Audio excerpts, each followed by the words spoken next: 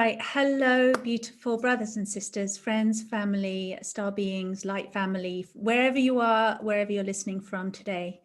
I'm just feeling so full, so elevated and expanded, just sitting with these three women just before we started recording here. Such incredibly powerful, courageous, warrior-hearted, love-filled, beautiful women who have got some really powerful information to share with you today. And I'm going to let each one of them introduce themselves and let you know their area of speciality and why we're here. But essentially today our conversations are going to be around protecting and saving the children, and some real stories about what is actually going on in the world and has been going on for a long time that hasn't been revealed or has been kept quiet. And I know I can speak for my sisters here today that we're not keeping quiet about this. And it's time for all of us. I think I can safely say that we're of the common feeling that this is not allowed and should not be kept quiet anymore, and that people need to know, for all of our highest good, for the highest good of this planet, for the highest good of the future of humanity, and to protect our future generations and our beloved sacred children. So thank you, sisters, for joining me today. I just love you all so much, and I'm so grateful that you're sharing your words and your wisdom and your energy today. Thank you for joining. Will you please introduce yourselves? By the way, if you don't know already, you must know I'm Tara Love Perry, soul reader, energy healer, and author and creator of I Love You Me method. That's me. Okay, well, who wants to go next? Jump in. That little pause there. So Lisa Bartello, I'm an intuitive counselor. It's always hard to put words to what you do, but here to touch everyone I meet with love. And so happy to be here, because it's feels like a safe space to acknowledge what's truly happening in the world. And that's been scary for each and every one of us, I'm sure, as we think how it's like the divine mother, the eternal mother, how if we can't heal the children, we can't heal the earth. Or I should put that a different way. It's like, we need to heal the children and to heal the earth, and we will. But just want to share how much of this has touched me, and how much of it is, unfathomable. Actually, it's been so hidden in plain sight, really. But so happy to be with this tribe of women that can bring these stories and situations and the truth to light, and just light up more fractals, so we can literally heal the children of the earth with our powerful love. Thank you, Lisa. And you've got your own personal stories to share, haven't you, about what's actually happened to you, what you've been through, and the torture that you've been through personally in your life. Yes, it wasn't physical because of, because I was a child or was trafficked, or it was just because of my intuition, simply because of my knowing. And people have suggested to me, simply because of my bloodline and the fact that I'm a female at this time, I was tracked, somewhat like an animal. And then when things started to really come extremely clear to me, it got worse and worse and worse, and elevated. The most extreme parts were, over the course of 4 years. So every single day, I know miracles exist, because if they didn't, I wouldn't be here. Wow. Thanks, Lisa. Kate and Becky, introduce yourselves, my loves. So I'm Kate Orson, and I work as a writer and a parent educator and a therapeutic writing teacher. And I've written a parenting book, Tears Heal, How to Listen to Our Children. I've just written a little book of writing exercises for visualizing the new earth and imagining how you want it to be. So that's a little book that I just published. And I am here today as last year I just started writing about the pandemic, as I knew in my gut that something was wrong. And I just decided to put my words on Facebook, because I realized that I wasn't going to get published by the mainstream media by writing what I was thinking. And so I just wanted to put it out there. And I just wrote Facebook posts for a whole year. And then gradually, towards the end of it, I started to realize that this is the root. Our topic today is the root issue, the children and the sex trafficking. And yeah, I'm just a messenger, really. I've just been looking at stories of people that have had this happen to them. They've been trafficked or they've lost their children in really unfair and corrupt ways. And yeah, I just want to bring these stories to light. So that's why I'm here. Thank you so much. And hello, everyone. I'm Becky Shank, and I am a psychotherapist and an intuitive life coach and a Reiki practitioner. And I'm just so blessed that I've been connected to Tara and to these other women.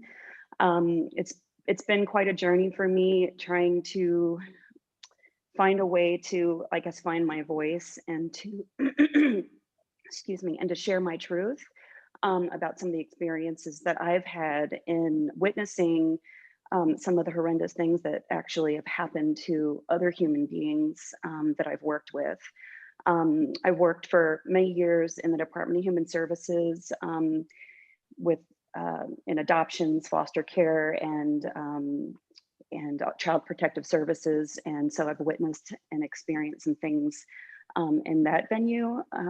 And then also as a psychotherapist in a private practice, I started working with women that were coming to me who had trauma histories and very severe symptoms as a result of that, and trying to find a way to help them heal was very difficult because none of my colleagues wanted to believe what these women were telling me was true. And so I've witnessed, their stories of what's happened to them as well. And I'm just on this journey trying to find a way to help other psychotherapists or mental health professionals know how to help some of these people that come into their business and give them a voice, because this is something that's very difficult to talk about. So I feel like it's time for the truth to be revealed and for people to start talking about this and start believing their clients that come to them about these things that have happened to them, and to find a way to help our children heal. So I'm just following the breadcrumbs that I feel like the Holy Spirit has guided me to, and that's why I'm here today. Beautiful, thank you. And you're a psychotherapist, aren't you? You work in mental health. Yes, I'm a licensed clinical social worker. Great. In the United States, so. Thank you. And so also, what I'd love us to do towards the end of this video, sisters, is to share what we feel is solutions for the way forward, practical things that people can do to make a difference. And I'm sure you've all got some really sage advice for that. So where should we start? Who wants to jump in first? I mean, Becky, would you like to share what you've seen in your work, your clients, what's not being believed? What kind of things are people not believing? Well, yeah, so because I specialize in trauma, a lot of the people obviously who came to seek out my assistance have a trauma history, and some of the severe symptoms that people were having were consistent with a diagnosis of dissociative identity disorder. So what you see when there's severe trauma that happens is that there can be a split in the personality. And so I had these stories that these people were sharing with me, and there was consistencies between some of their stories that I was like, wow, what in the heck is going on? And these women, it's women that mostly that I worked with, were basically in the past not believed by their mental health professionals that they worked with. And They were institutionalized, put in mental health hospitals for having these symptoms, for hearing voices and for seeing visions and for some of the other things that they were going through, and given more medication to sedate them, which in my opinion wasn't helping them.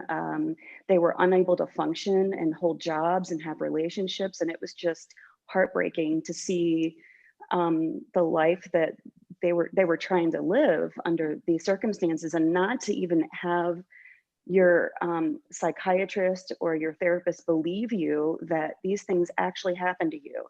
So what happened to them?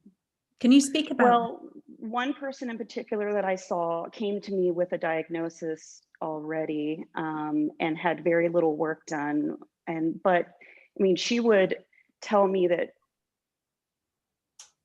she basically she had a parent who was in the military, and at a very young age, some of the things that had happened, or she was tortured even by her own father. She was, they traveled a lot, being in a military, family. And she was trained to kill animals. She was, like I said, tortured. She was trained on how to seduce others. Can you say what age she was when she was being? Very young. I mean, very young. I want to be very careful about the specifics about some of the stories because I want to protect their confidentiality. But she was part of satanic ritual abuse, and she was sexually abused by someone in her family, and she went to her church to tell them that she was sexually abused. So they all tortured her and beat her at church. And then they sexually abused. And then she did not have the protection of the rest of her family. So there was. Is it safe to say that a lot of this was done like under 7 while the brain? Oh yeah.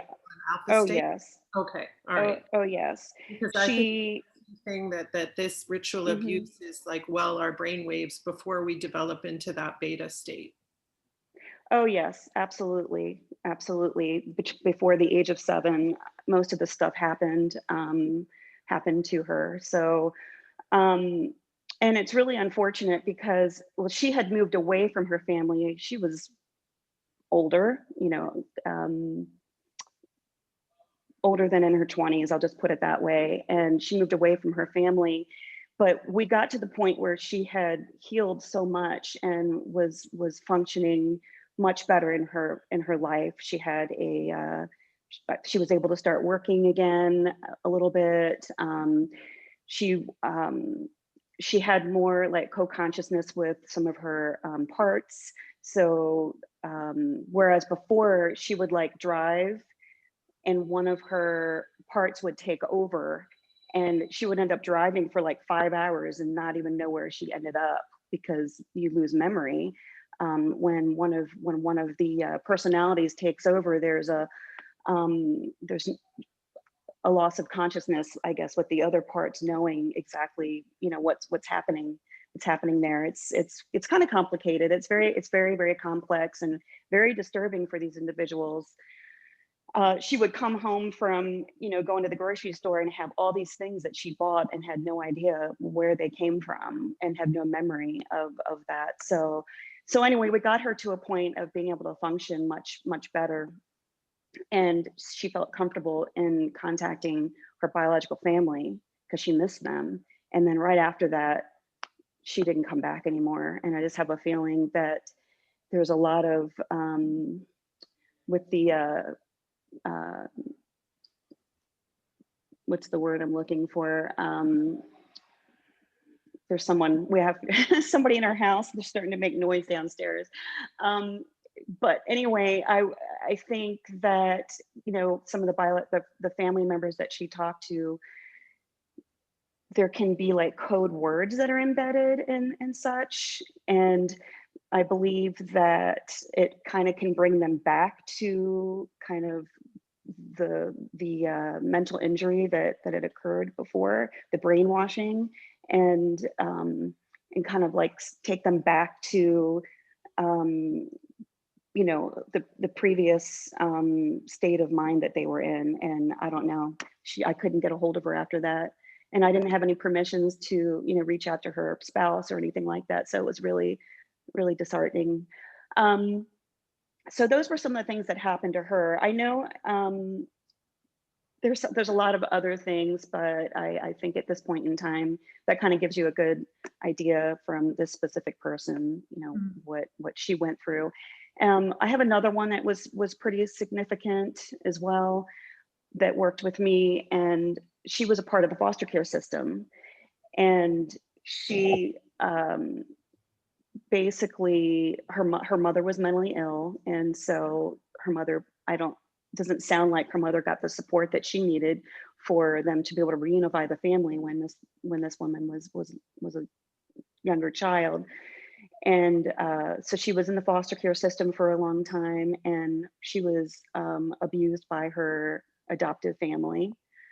And she has very significant memories. Now she's given me a little bit more permission to share some things. So I'll see if I can tell you some of the things that she's told me. She remembers being in military bases and having experiments completed on her. She remembers things, she had to drink poison, and they used to call it blue sunshine, and it was a blue poison that they would make the kids drink.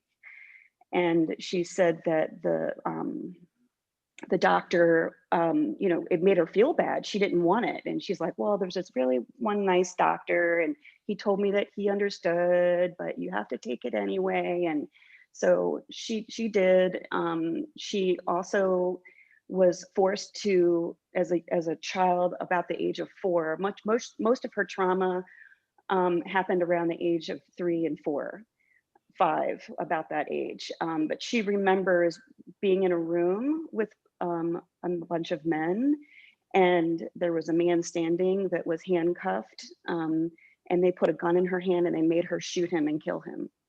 And so she was forced to murder someone for them.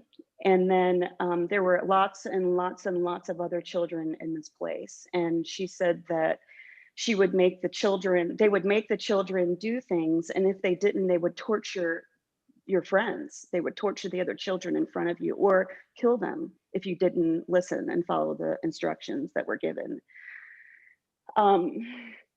She remembers being in pits and climbing out of pits with dead children under her, and climbing out of these pits of dead children that were underneath of her. Now some of these things are like very, very, very disturbing. And I guess I'm just being very honest and open, because that's what we're here to do. And I know this is very difficult to hear. So I guess I would add that disclaimer here that, you know, this, I'm not sugarcoating it.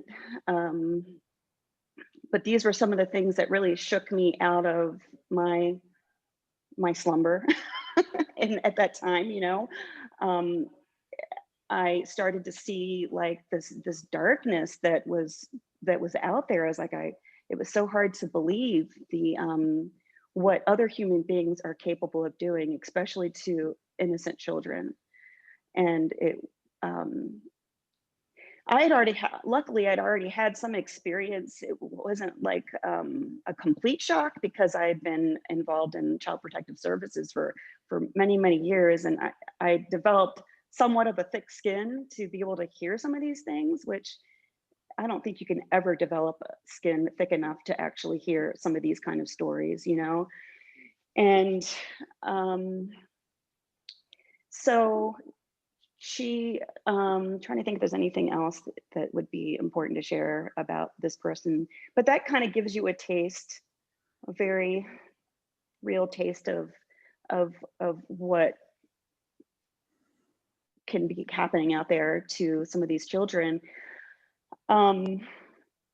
She had also been institutionalized. She's been on medication, on disability, hadn't been able to hold jobs, relationships. You know, this person was just suffering greatly when she came to me. And worked with her for several years, and she's able to have a part-time job. She's able to have some relationships that are satisfying to her, and get outside. She had a lot of agoraphobia, which means, a fear of actually going outside and in the open areas and being around people, because she didn't trust anyone. The other thing that I noticed with the people that I work with is that there's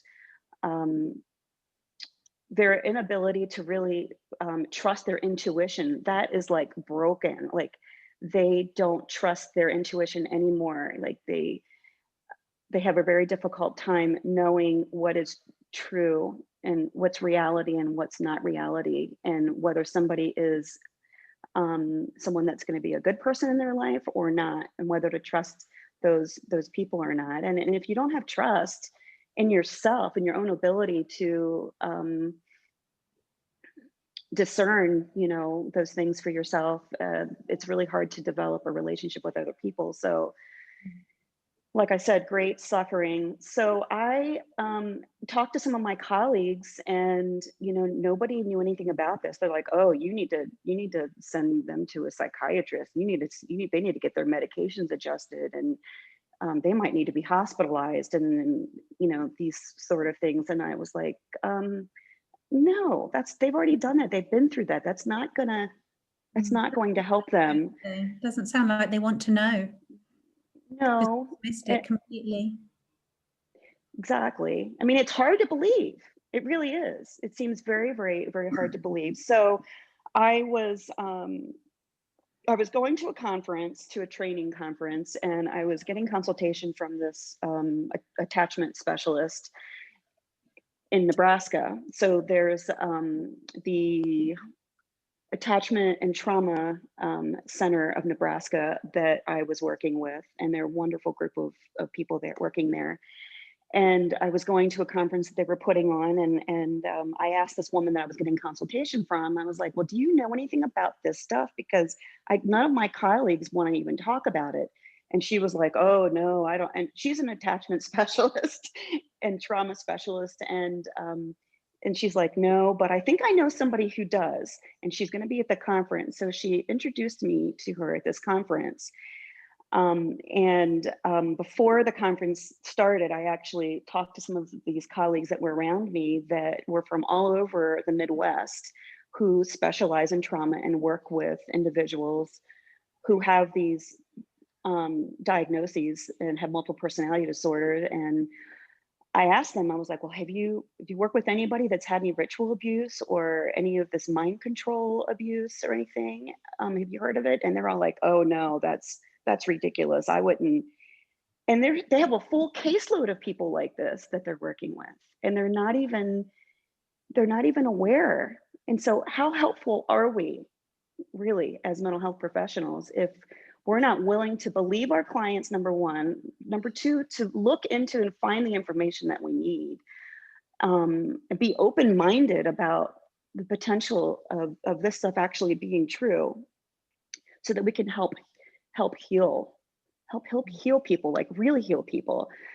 And so anyway, I was introduced to this woman, and I asked her, and she said, "Yes, you need to believe it."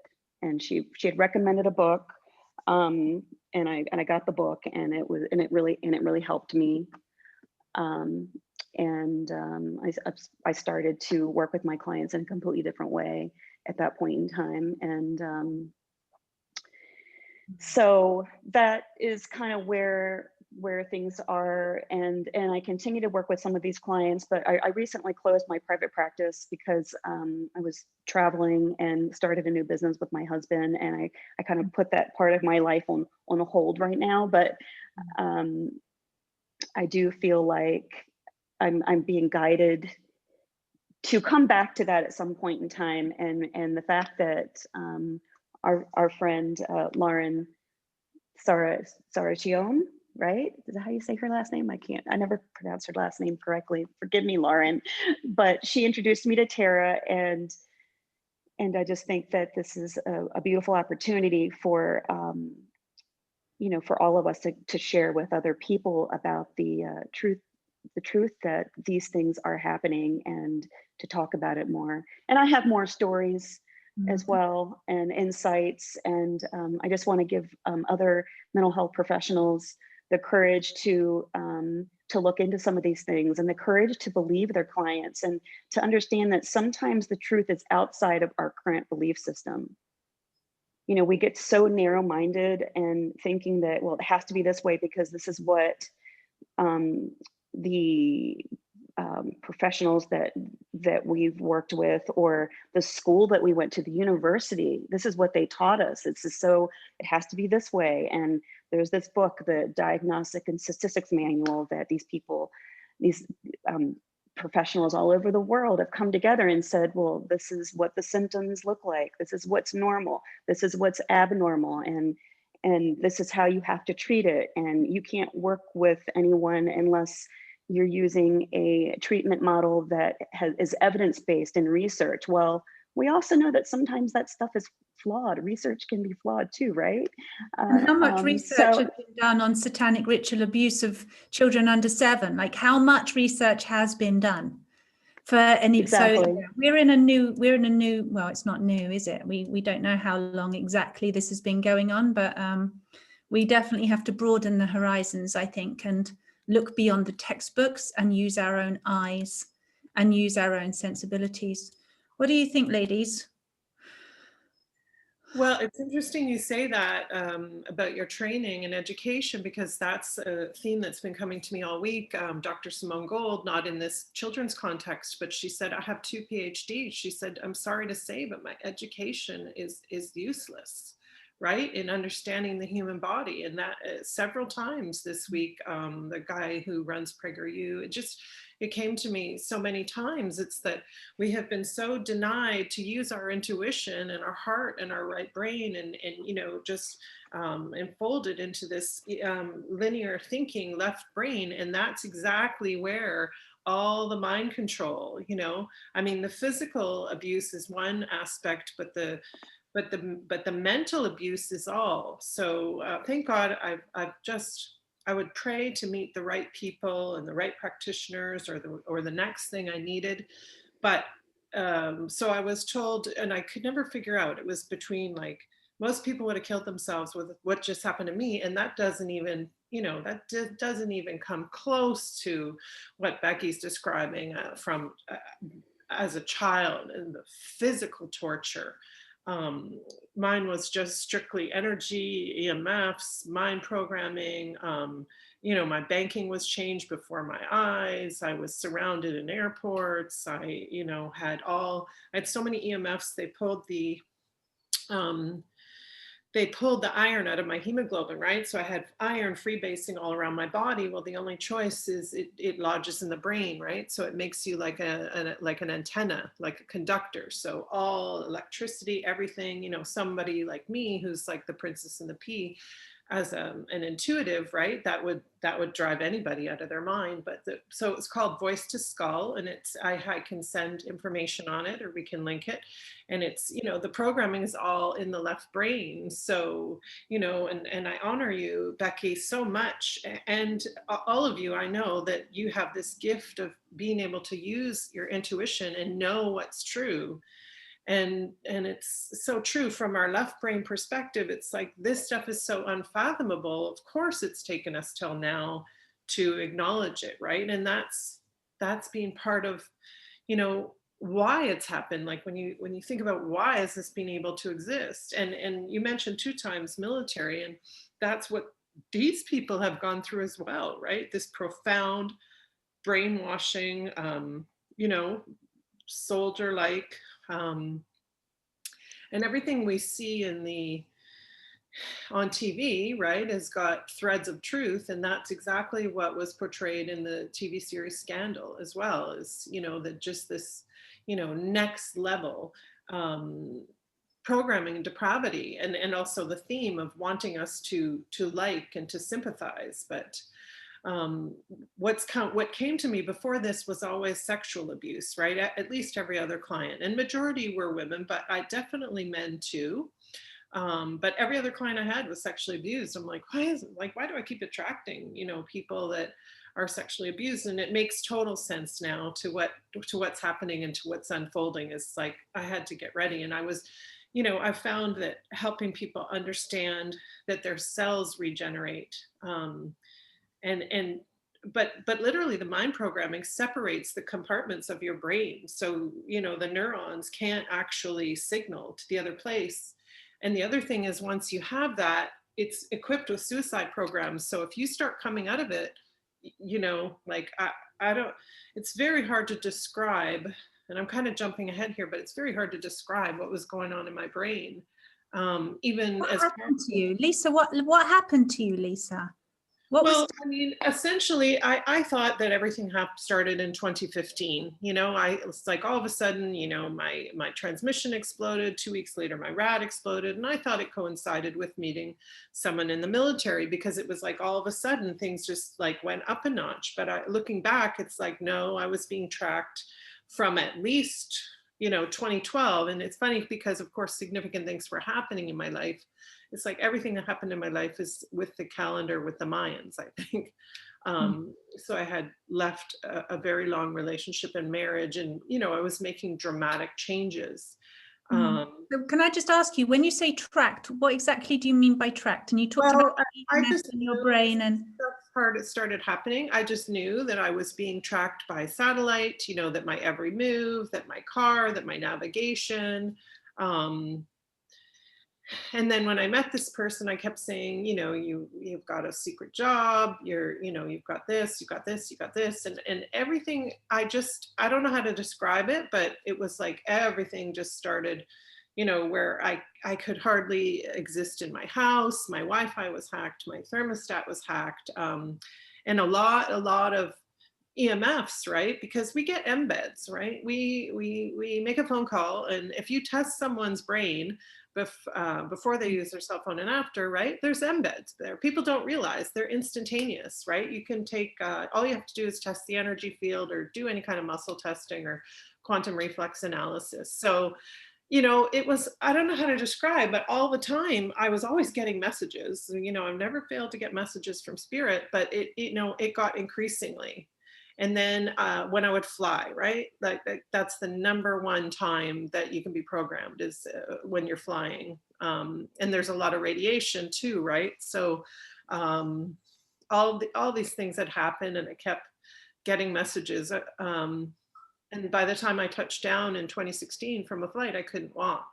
My legs were so swollen. And that went on for 5 months. That really scared me.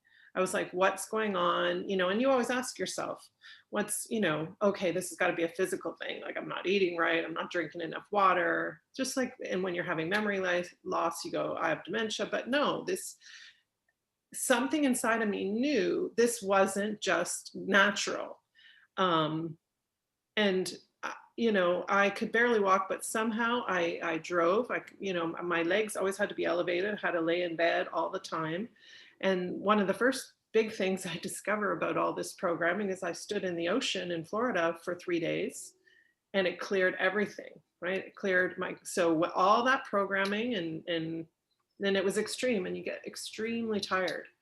So a week later, after I got home, I was launched headfirst from my motorcycle. And I knew that was not, I knew that my friends that I was riding with had navigation. I knew that I knew it wasn't an accident. And one thing I found through this, and this is this mother love, this powerful, unbelievable mother love, is that everything from the earth heals you, and that Mother Nature always leaves clues, right? There's only 92 elements on planet Earth, and there's something for everything. And then the technology is still such that we are powerful enough. But when my motorcycle was finally looked at by a mechanic, and that was a miracle in itself. It was like it drove off the road by itself and parked itself. It was hardly damaged. I was launched headfirst from it. My friend had said it looked like my body was a slingshot. And I only broke my knee, my hip, broke my hand really bad. And just the fact, and I left my body at that point. So, I never actively tried to astral project or anything like that. And I had read about that in books like Proof of Heaven, But anyway, the bike had a cup of oil in the carburetor, right? That had been pulled so hard with EMFs. And that happened to my car, right? Like the signs were everywhere. Then after that, it got really serious. I had nanotechnology. So this was a big piece that took me a long time. If I would talk about these subjects or anything, I would literally get shocked in the head. If I mentioned, you know, anything to do with the military, the person I met, but, you know, part of me was going out of my mind because of it. But the other part of me is very curious, right? I'm like, how are they doing this? And I have a background in high tech. I also became an esthetician in my 20s and was using Tesla technology. So I was given all the pieces I needed. But I didn't understand that they had also aerosolized so much nanotechnology in my brain. And part of the clues too was LinkedIn, where I would think a thought, like I'd look at a truck with the word titanium on it, and, you know, a lot of the company labels would come up on LinkedIn saying, oh, this person's looking at your profile, right? So I was completely merged with AI, completely. Like this was complete transhumanism. But obviously, when you take a sensitive person like me and try and do all these things, it was like I knew instantly. And that just carried on to such extremes. In January 2019, my whole body, like my spleen would thump so hard, and my right side, my masculine side, the energy would flow at one speed, and on the left side, it would be going like this. The nanotechnology, the iron in my body would freebase around, so I couldn't sleep. I'd have to put everything again from the earth. I have these salt foot pads, and thank God, like divine destiny, the month that the worst of the worst happened to me, I got invited to guide meditation in a salt cave. So, and they had a float pod there, which is 1,000 pounds of Epsom salts, which is magnesium, right? So it's like every single time something would be so extreme. And I don't want to underplay it, because everywhere I walked, it was like I was connected to satellites. They had my voice. They had my DNA. They were using full metaphysics. And I thought for sure, I don't know how to describe. It's like being electrocuted, but like all day, every day. I had to remove every single thing in my house with anything. Like we're talking, it was linked to, the band I would wear at kickboxing to check my heart, right? And I'd get the clues again, because I'd get emails and, randomly, oh, your blood pressure, your heart rate was this today. And I wouldn't even have used it, So, and on some level, one of the big things was Bluetooth, right? Where it's just so easy, right? When you think of the wireless technology, right? And that's the headphones. It's like you're emitting that Bluetooth technology throughout your brain.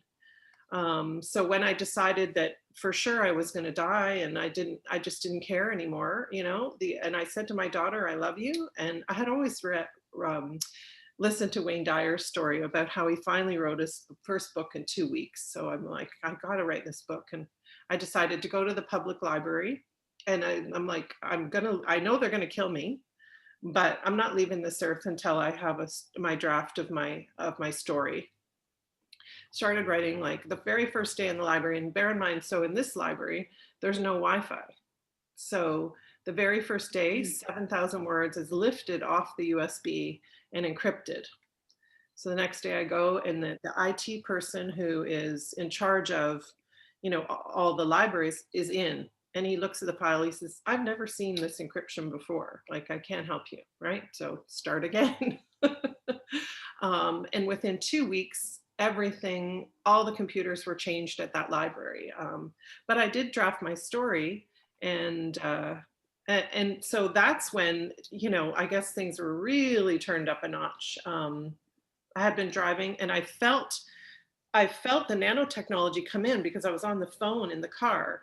And plus, I had navigation. Anybody with a car, right, I would check, and there'd be at any given time 9 to 11 satellites on the car. And the exact same thing happened with the car as the motorcycle. I had 3 vehicles, right, where they pulled it with EMF so much that the oil, right, I had $8,000 piston fix in my car because of all the oil that had accumulated. And a million other signs. Like my friends bought me this full bag of shungite. You know, it's like, I need ultimate protection. Put the bag of shungite in my car. It's still in the paper bag. There's a wand. Haven't even opened it yet. It's cracked by the time I open the paper bag, right? That was the energy around me. So it was, it's very hard to put to words, to be honest. And I kind of, probably jumping all over the place, but it's literal programming in your left brain, in your subconscious side. And it's always at night. Almost everything that happened to me and all the trauma is always at night, right? Because it's meant to program you. Clearly I'm the most stubborn person on planet Earth and can't easily be programmed, which, I realized it really made me sympathize after all this with my ex-husband, I have to admit. But I realized they're doing this on a mass level to try and get you to unknow what you know, right? And I have this unwavering belief in what when I intuit something and spirit walks through me and I feel this wave, you can't tell me otherwise. So, just as Becky said, she knew, right? And Becky's story is so much like another psychotherapist I know who's been doing this for 40 years. Like she's truly one of the pioneers on planet Earth, where she knew, and she still, when she applies for insurance, she still has this institution where they don't even talk to her witnesses. They don't even talk to the people she's healed, right? And she said she would take her cases to the hospital in the 80s. And, it was just completely rejected. She said nobody believed in the 80s people were even sexually abused, let alone ritual abuse. So, and it is unfathomable, right? It's the stories I've been on calls with, and I've been so divinely connected to so many healers and people. And the stories are unfathomable. And, one was related to, the chiropractor who looked after a lot of people in Hollywood. And I was trying to convey this to my mom a few weeks ago. And, as I'm leaving, of course, I'm like, do I just seem like a nutcase again today? But in your heart, when you reach a certain level, right? I think that's one of the most important things on planet Earth is, when someone's telling the truth. You don't need a textbook. You don't need an institution. You don't need to be trained, right? That's our God-given, that's our God code to know truth, because truth is love. So, I've had that throughout my life when, and I have met, God, so many intuitives and channels and, people that are just connected with God, I guess, looking back is how I'd say it. And I would always, I have a friend who's, works in a funeral home, and she says, the cups move and everything. And I said, oh yeah, like, when does it happen? Or she goes, you believe me? I said, of course I believe you, So I had a lot of incidences where what I believed was validated coming up to this. And I also think for me, one of the most powerful things that helped me through this situation was understanding the soul and the role of the soul. And I had read Proof of Heaven with Eben Alexander. I was so moved by that book. I messaged him, and and he had an unexplainable recovery from like a rare form of E. coli meningitis, from his scientific mind. He shouldn't be alive. And if he's alive, he shouldn't be functioning. So that's really amplified my belief in miracles. Dying to Be Me, right? Anita Moorjani is another one who, 2 weeks after she crossed over, and it's all medically documented, they couldn't find a trace of cancer. So all these things were leading me to the belief that I could truly overcome this, no matter how extreme and how ridiculous, and that everything is a part of your soul's journey, right? Even the most,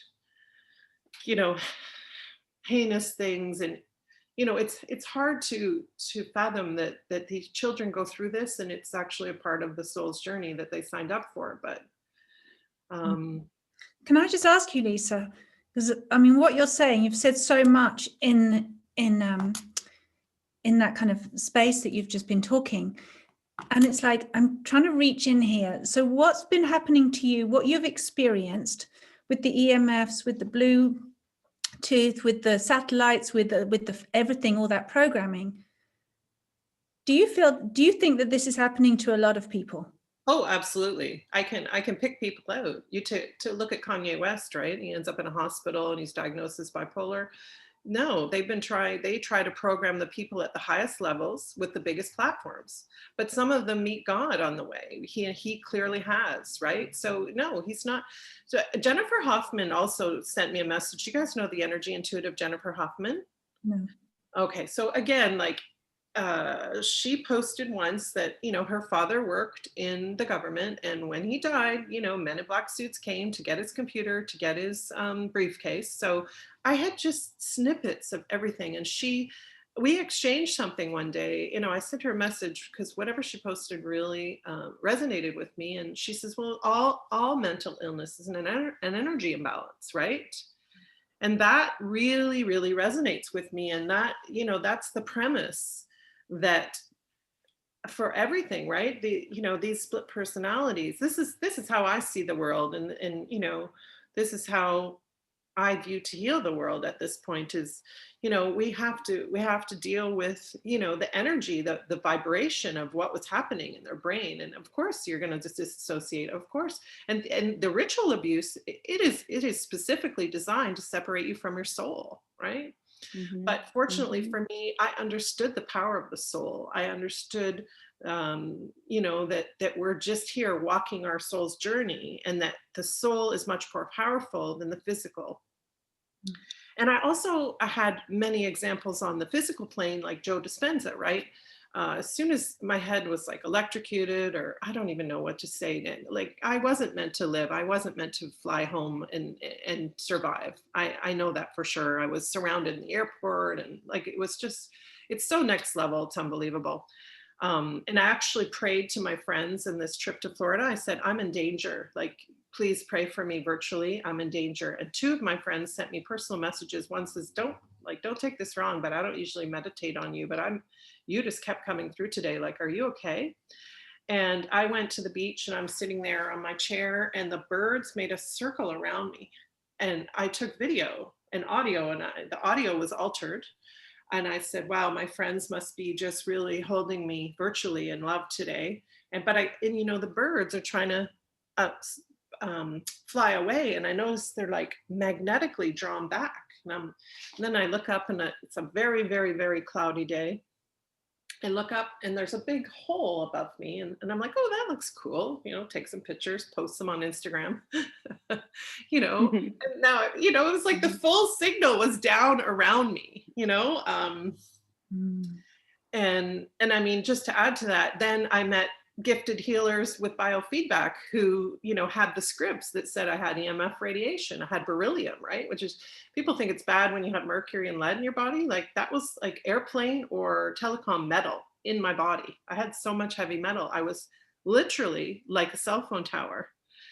But then how does that get into your body? Sorry, just quickly, because I know I really want to hear as well from Kate, who's been sitting there listening. But how does this stuff get into your body, this nanotech? Well, that I believe was aerosolized in, and then again it was aerosolized in when you mean from airplanes? So, well, airplanes. I was driving the second time, and I was home, and I probably had my location services on. So much of it, your phone is what's the word? Sorry, it tracks you. Yeah, it's like a tracker or something. Or what do you mean by aerosolized in? Like, they can do anything through satellite, right? Or at least the perception of it. Yeah. Right? So and every single bit of electronics can be hacked, right? Your TV, right? You have Bluetooth, you have a red signal, right? I had facial recognition uploaded into my TV, it's all software. Yeah. And so are they targeting specific people, or is it just they'll target anyone and everyone? Well, here's what I think. I mean, I was what's called a targeted individual, right? But there are also areas, right? In specific areas where, they want us, especially, I would say predominantly in the US, where but anybody with a platform, you can assume, like, did you, that famous singer who came out a couple of years ago saying she had PTSD and saying she was raped by, a titan in the industry, and she, wasn't going to name the name. And do you notice now she's like a walking, talking program, right? Oh, yeah. So, and thank So goodness. this is happening en masse. So this is potentially happening absolutely en masse. So when we see, for instance, just to flip it a little in another direction, we're seeing pictures or loads of babies and children with their masks on, and we're thinking, who does that? Who would put a needle in their arm and take an experimental substance that on the very label inside the box it tells you how dangerous it is, and yet people are doing these crazy things. And I think, some of us, or some people, are watching that and going, well, these people are just stupid. Now, are people being stupid, or are they programmed? Absolutely programmed. Like, again, I'm going to go back to the US because it's like 17 out of 17 in developing countries, right? They're the unhealthiest population in the entire nation, right? So this is like it's not just EMFs, right? It's the food chain, it's the glyphosates, it's the pesticides, right? Yeah. These all are designed, I don't want to use the word harmony, but to, sort of harmoniously remove us from our connection, from our soul connection. And so well, we're frustrated and we want everyone to wake up and, see. I can, it's totally understandable to me how people aren't tapping into those divine aspects of themselves, and just like, and I mean, the television, that was, what project was that? I can't think of the name. It's escaping me. But Mockingbird? Is it the one where they're programming you through TV? Project Mockingbird, isn't it? To brainwash, so also behind what you see on the news that you think, and we've been given this starseed, gift that we can discern, right? That's, you can't take a person who has a connection to fifth dimensional consciousness and above and program them easily, because it just, we weren't built that way. I'll say, I don't want to call us aliens, but we were sent here for a specific purpose. And part of it was definitely to read truth. But there's a lot of people that just aren't there yet because of the food, the water, right? Look at when DDTs were sprayed, Thank you. I just feel like it's so much of that left brain. And so when we tap into other parts of the brain and can get them to work together, the right brain, I think that's a lot of the basis for healing. And I was just going to add that was one of the things that came to me. That's when Heal documentary came out. Right after The Worst of the Worst. And I was very familiar with Dr. Joe Dispenza. I loved his work. I knew his work, but I never knew he healed himself from a spinal cord injury with his thoughts. So I would drive down the road and go, if Joe Dispenza can heal his spine, I can heal my brain, right? So I guess in that aspect, I want to leave us with hope that I truly believe these people can be healed from all of this. Thank you, Lisa. Thank you so much for sharing. Kate, what do you make of all that? Yeah, mind-blowing. There was a question I had, because when you were talking about some of them meet God on the way, I was just wondering if somehow the attempt on the mind control can inadvertently go wrong in a sense, and that people wake up somehow. Yes, absolutely. And I'm living proof, right? Because this caused divine union, right? I don't talk about it. I've hardly shared it, but in February 2019, when I had just totally surrendered, I said, okay, I'm going to die for this, and I'm willing to die. And, by then you give up everything. You realize the only thing that was ever important and that you never appreciated. And it was like Jesus came into my body. I kept feeling stigmata, right? My wrists, right? You're really, I had cuts on my head, and I kept having visions of Holly, and, and I don't know any of this from this lifetime. I'm the person Googling, what is the week in April, and Holy Week, like literally anybody who ever follows my Google searches will be highly entertained. But it was like, I realized, and all of this, all these things kept happening also on Holy Week. So it caused me to merge, with my higher self. And, it brought me to, a love that I never knew I had inside me. So absolutely, absolutely. It can cause the exact opposite of what's intended. Yeah.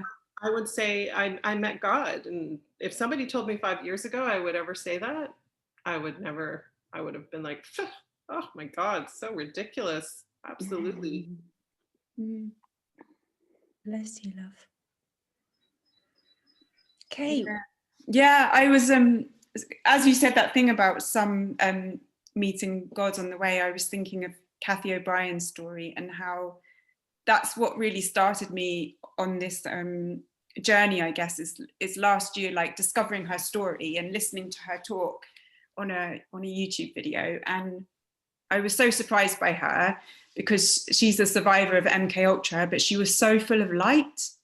And I was like, oh my God, like I felt so amazing and so uplifted listening to her. I couldn't understand it. I was like, what's going on? How can this person have gone through the most horrific kind of abuse on the planet and like make me feel better? Like that.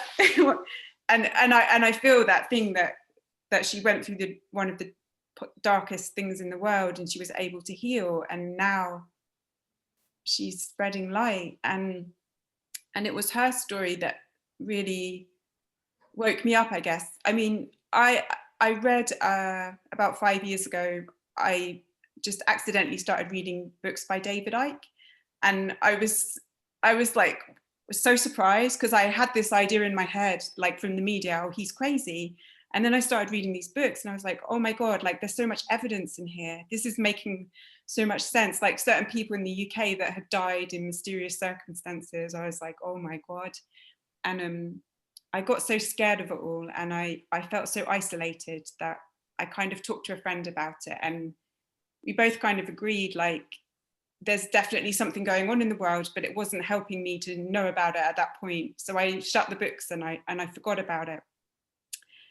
And then when this pandemic struck, I pretty much immediately knew something's not right. And in those kind of intervening years, I think I tried to tell myself that there was nothing weird going on, there were no conspiracies, and just kind of bury it. But there were always little things that were digging at me, like suggesting that it was real. And so, yeah, when the pandemic struck, I was like, oh my God, this isn't right. It's something's going on. And so I just like looked into it.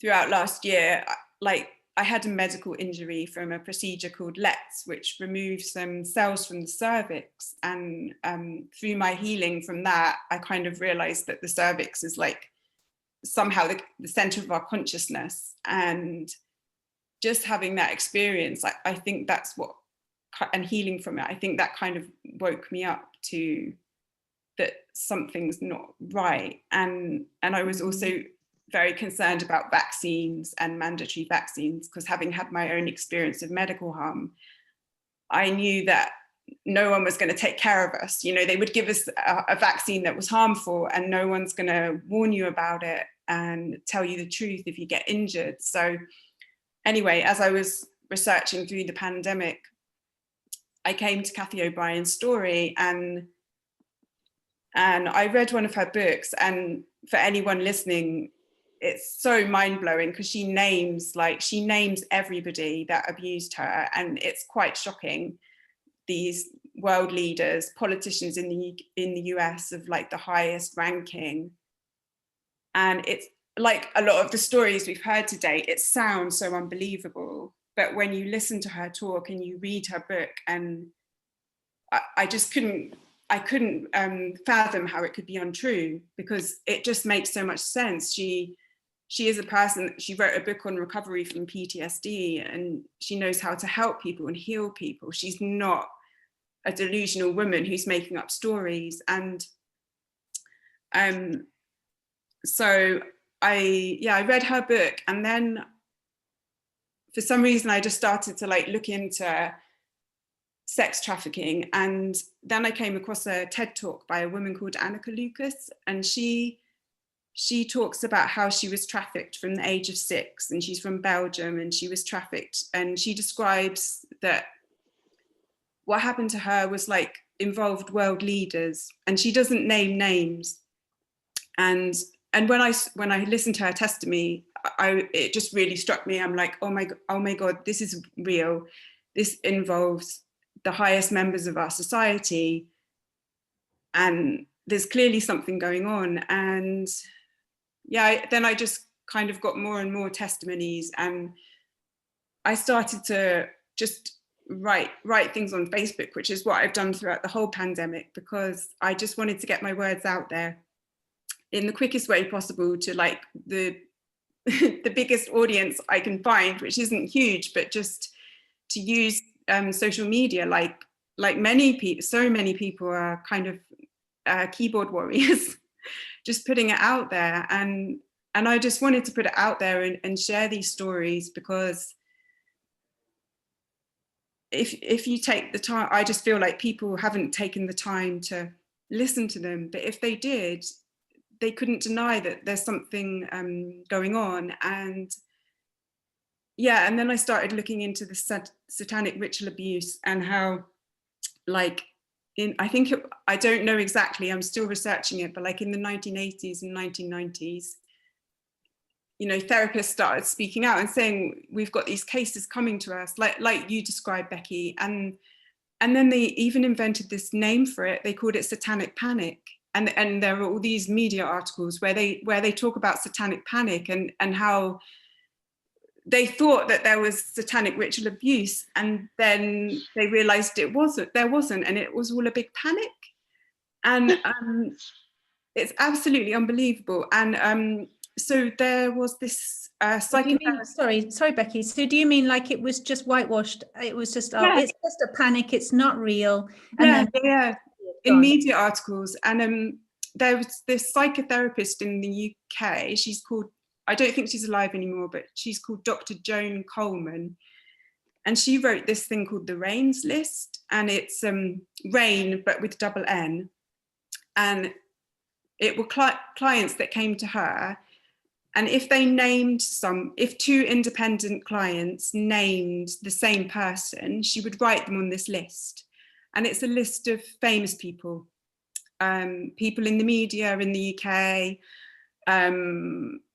sort of people from elite royal family, not the central royal family, but certain elite members of certain families, and they're named on this list, and sometimes she's got little biographical details about them. And some of them are like, they've written media articles about false memory syndrome, and or they've written, like, I think one of them's done like a PhD in false memory syndrome and that kind of thing. So these people involved in satanic ritual abuse, there's evidence to suggest that they are literally creating the narrative and pretending that anyone that comes forward with these kind of claims has false memory syndrome. And yeah, it's really shocking. To completely discredit anybody who speaks the truth. And and there's something in the US called the Church of Satan or something like that. And he is an academic involved in false memory syndrome. Founder of that, I think. Not surprised. Yeah. So it's absolutely, it blows my mind. And I don't know, like, I guess because I'm a writer and a communicator, I think, how can I put these into words so that someone will listen to me, you know, instead of, because Becky, as you were speaking, like, I believed every word you said, but there's a part of me that's like, no, this can't be true. You know, this sounds crazy and ridiculous. And yeah, for me, I just want to find a way that I can communicate it so that people are like, oh, this is real, like, and to start looking into it. And I wrote something the other day, actually, because there's this whole thing about Meghan and Harry, and it's such a, I like, in a way, I think, yeah, it's really important that Meghan shares her story, and I you know, I don't judge her. I don't think, oh, she shouldn't say that, whatever, that's her stuff. It's nothing to do with me. I don't know her, but it felt like such a distraction as well. Like Prince Andrew's been accused of rape, and there was a woman that came forward in the media called Virginia Giuffre, I think. Oh yeah, right. Following her on Twitter. But I found this video online from another woman called Jessica Collins, and she explains how she replied to a job ad, and then she was drugged and raped by Jeffrey Epstein and Prince Andrew. That's what she says in the video. And then she said she was trafficked for 17 years, and she was trafficked to the White House. And this story is not in the media. So it's almost like there's a distraction from a distraction from a distraction. And it just blows my mind that all this stuff is out there on the internet, and it's like, here's the media and here's the other stuff that's going on. And I just really feel like, you know, this is the stuff that we need to talk about, and we need to, and just the whole mentality about it really interests me. And I don't know, I find that when I've written a lot about the vaccine, and when I write about the vaccine, it gets shared and it gets commented on. And if I write about this kind of stuff, I'm just like, oh, is anyone there? I get like a few likes, and then sometimes people talk about it with me privately later, or They're very afraid. I found same thing, to comment, right? They don't want to even put a like, right? Because they don't want to be, it's so scary. It is scary. And what I've noticed is the first time I put something up about Kathy O'Brien and Anna Kalukas, and like, I was shaking the whole time I was writing it. I was shaking when I was putting it on Facebook. I shake every time I write about this, and all through this whole conversation. And the first time I just wanted to disable my Facebook account. I was like, but something has kept me going, because I feel like that, for me, there's something very deeply healing about writing about the most scary thing that I can come up with, and just putting it out there. And so, I don't know, for anyone listening, I just feel like, if this scares you, like, know that there are these amazing women that have invited me along to do this call, and that we can find safety and connection together to face this. I think it's so important. Like, we might be scared sitting alone in home on our computer, but what about children that this is happening to? And Exactly. That's my question. And people say they don't want to look at it. And that, I'm curious about that. I'd love to know what you all think about why people don't want to acknowledge this, or say that you're crazy, or, you know, you've got false memory syndrome, or whatever it is, or that they just don't want to comment. Or is it that also people do know, or not all, but and people perhaps do know and do go, yeah, I believe you, but then shut it out again and just carry on as normal? Like, what do you think is happening there? I was wondering if people think, well, what's the point of me knowing? You know, what's the point of me? I can't do anything about it. Helpless. And I just feel, because for me personally, what happened, it's weird, but so last year I started doing this training in somatic sex education because of my experiences of having this gynecological procedure, and it really affected my sexuality a lot. And so as part of my healing, I did a lot of work with my sexuality, and I wanted to help others. So I was doing this training, and then during the pandemic, I think I deferred the training, and I think partly I was so traumatized by what was going on, and realizing that my worst fears were true, that I just couldn't do this work. Anyway, I started it again in February, but at that point I was looking at the trafficking stories of Anna Kalukas and Kathy O'Brien, and I started writing about it. And then my husband came home, and I just started crying, and I said, I don't think I can do this training, because this story was taking over my brain. and my sexuality was quite shut down. But then as I started crying, I realized, oh my God, this is all connected. I have to do this training because I want to help others and I want to get back to the light, but I also have to look at the darkness and reveal it, and it's healing me by looking at it. And that for anyone that thinks like, I don't want to look at this, I can't look at it.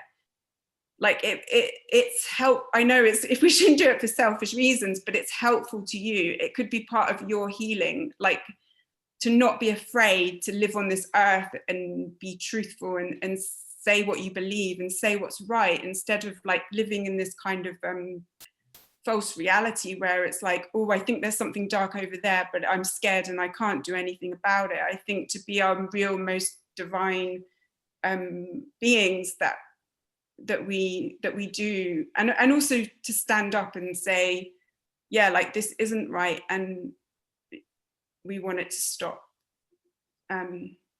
Yeah, that is just so beautiful. Like I get these waves of love just passing through me. It's really the Holy Spirit, and it's just coming to you so powerfully. I can hardly sit still, and that, like, just to say thank you to you actually for absolute, you're just, see, I feel like bawling. This message is coming through so strong that you're just so willing to walk your path, you know, and that this is your divine life purpose, that all of you, you know, and I feel so elated that I'm connected to people that are just so willing to walk this path. And I think what you said is exactly right. We've been trained, right, through millennia. It's in our DNA. It's in our cellular memory. We want to inherently believe the best in people, right?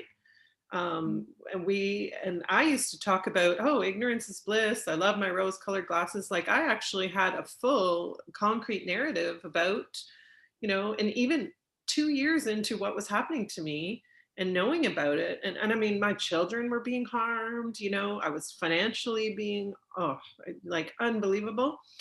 And I was still in that space, like, oh, these people are going to figure out I'm a loving and great person and they're going to stop, right? And the fact that they didn't, and that I would visualize meetings, you know, like, how isn't this person dead and how can we kill her? You know, it was really a gift, right? To know when you're in that sort of consciousness, right? You're only staying in that consciousness and you're going to continue on. So, you know, for as many years and thousands of years that this has happened, I think that is the absolute key, is that we have not acknowledged it, right? We simply can't heal something we aren't willing to acknowledge, right?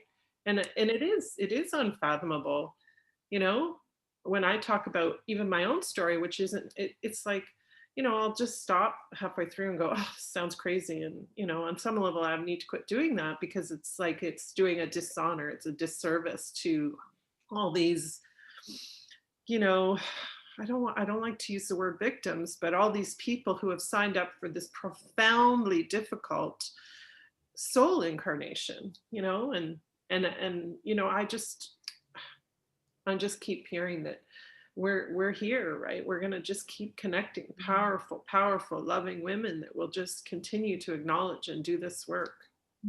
I'm wondering how many people out there and how many people watching this now have felt that they are crazy, and nobody wants to feel like we're crazy. And I think that's that, you know, of course we're crazy because we've been traumatized. And when you've been traumatized and your hemispheres of your brain disassociated from one another, and your left brain attacked and your right brain dismissed, or you're, you know, programmed and then unvalidated and put down and dismissed and shut down and punished and raped and tortured and everything else that we have for many, many, many generations of human beings been going through. We all feel that in our bodies. What woman do you know that hasn't had some form of sexual abuse, or doesn't have memories of it that don't relate to this lifetime, but are still very strong or prominent dreams, reoccurring dreams? And I'm not just saying women, I can only speak as a woman myself, Right. but then, you know, boys, men as well. Like, how many of us have memories of the rape and the murder and all of that and the torture? Because that's what happened in the Dark Ages. And that's what's been happening for thousands of years on this planet. And of course, that memory is going to be in our DNA. That memory is going to be in our soul library. That's what I see in people. That's how I know what's going on, because I read people's soul libraries and I can see the memories stuck there. And we're just recycling, reincarnating again and again and again, unable to move past this trauma. And it's like, because lifetime after lifetime, we just hit more of the trauma. Right. And we hit more of the trauma and more of the trauma. So anytime we're seeing, I believe, any kind of trauma that's happening to another human being, yes, our heart goes out because we're human. And yes, our sensitivities are affected and it can feel horrible to witness it or to read about it. But I think a protection mechanism also kicks in that says, I don't want to have this pain again in this lifetime. Let me just shut the door. You know, I can't keep reliving the same trauma. And unless people have a way out, then you stay stuck in it. And you keep telling yourself, like all of us are like the innocent inner child that say, well, surely if I'm just a nice person, nobody's going to harm me. If I do as they say, and they'll see that I'm a good girl or a good boy, and I'm going to do as they tell me, they'll stop hurting me. And that's the innocent child in every single one of us. And that's what our children, you know, are going through now on this planet. Children, all they want to do is please the adults around them, because that's how they stay safe. So they're going to do whatever they're told to do. And of course, then programmed by the media. And then, of course, the parents of these children are the highly traumatized individuals as well, that have had these things happen to them as children or in past lives and have been programmed. And it's just built up to such an extent. It's like, I think, you know, when you have, sometimes it has to, maybe not sometimes, maybe every time, has to get so bad that you have some kind of, like, you get to the bottom of the barrel and then you have some kind of breakthrough, or you get to some level of trauma and darkness where you just go, something in your system just flips the other way. The light switches on, like it did for you, Lisa, where you just go, I see God, I'm experiencing God now. And so what I'm wondering is, one, how bad is it going to get before people take notice? How much longer are we going to live with our own trauma and our own torture that we've been through and conditioning, and keep putting ourselves in front of this program and staying, trying to switch it off while quietly saying, I'm going mad, I'm going crazy for believing that anything like that could really happen? And how long are we willing to keep putting our children in the same line of fire and basically passing on our own trauma that we haven't healed and subjecting the children to it, to repeat the cycle again? You know, isn't it time that we stop the cycle? When are we going to stop the cycle? And as decent, loving human beings, if we're that good a person and that loving a person, then we have a responsibility, I feel, to ourselves as a human being first, because you have to, you have to take responsibility for yourself first. You have to heal yourself, know yourself, love yourself first, in order to then do that with somebody else. So I think what you were saying, Lisa, about, I don't think it's selfish, you know, to heal yourself first before you can help somebody else. I think that's wise. I think that's responsible. And I think that we have the potential now, with the same technology that can harm and destroy, we have the same benefits. We have the blessing of it, which is that we have everything at our fingertips, and ignorance is no longer an excuse. Sarah, that really resonates so much with me, what you're saying. Like, when I think about all the children that I've worked with for many, many years, I worked specifically with children. I was a school-based therapist. I went into the elementary and middle schools and worked with children. I never even saw the parents in those cases, or in a situation with my private practice, parents would bring their children to my office, they would go in the car and wait in the waiting room. Yeah. And then they're like, here, fix my child. Yeah. Fix my child. I have all these behavior problems and emotional problems. And then they pick them up and then they go home. The child goes back into the same environment. And I just felt like this is not working. It has to be the responsibility of the adults. We have to be the ones to take the responsibility to heal ourselves. And, you know, they say, I don't know who they are, but when you heal yourself, you heal 7 degrees forward in your lineage and 7 degrees backwards. And sometimes more, in my experience. And I've seen thousands of people in an energy field relating to a certain situation or memory be healed at a certain point in time, like a memory capsule. If a trauma happens to you and there are other people linked to it, this is just what I've personally experienced again and again and again. I'm sorry I didn't mean to cut you off there, Becky.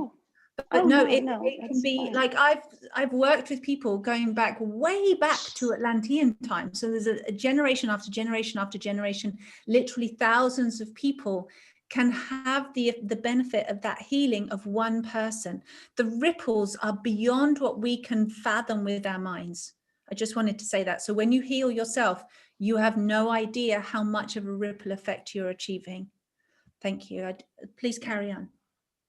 Yes, exactly. And yeah, one of the other things that you were saying, and a couple of you were talking about, is like when something comes into our awareness. So it might be that you're watching this video right now and you're like, you feel stuck, you feel like maybe dark or heavy. I just remember when a couple things that happened to me was actually working with some of my clients and hearing these stories, their experiences. They're not just stories, it's their experiences. But also my father took his own life in 2016, and I was a devout Christian my whole life. And I went to ask for help from my pastor, and you know, everyone that I talked to told me, well, you know, we're not sure if he's going to go to heaven. You know, we're not really sure what's going to happen. It's up to God. And I was devastated by that.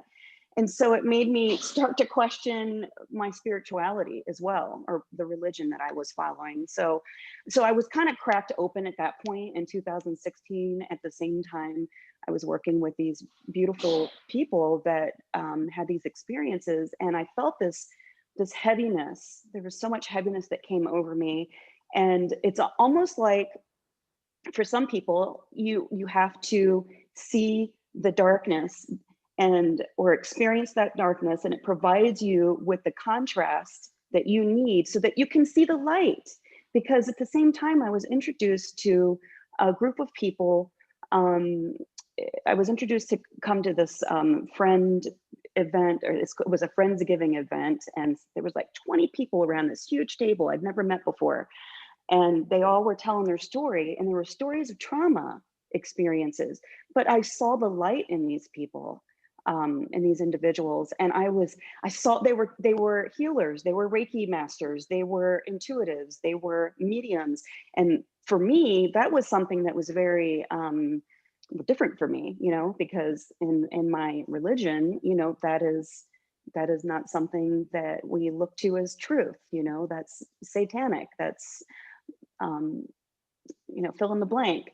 So when I saw this love and light coming from these individuals that were outside of my belief system, it provided that contrast, and something changed in me at that point in time. So it may be that for people who are watching this right now and hearing some of these stories, you might feel heavy, but it might give you the courage that you need to just start to dig a little bit deeper and consider that the truth may be outside of your current belief system. You know, that so that was something that I wanted to mention, but also this, Tara, you talked about how it's time for us to take responsibility, really, for us to heal ourselves, for our children, for our grandchildren, for our families, for our friends. Each of us, just individually, we have to take that responsibility and be open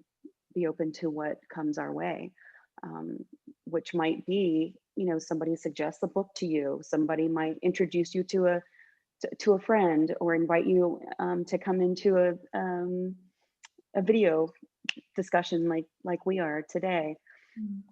So I know there were some other things I wanted to say, but I'm just pondering on the irony there of what you said, Becky. So before, when you were sharing, you were talking about this ritualistic satanic abuse by the church.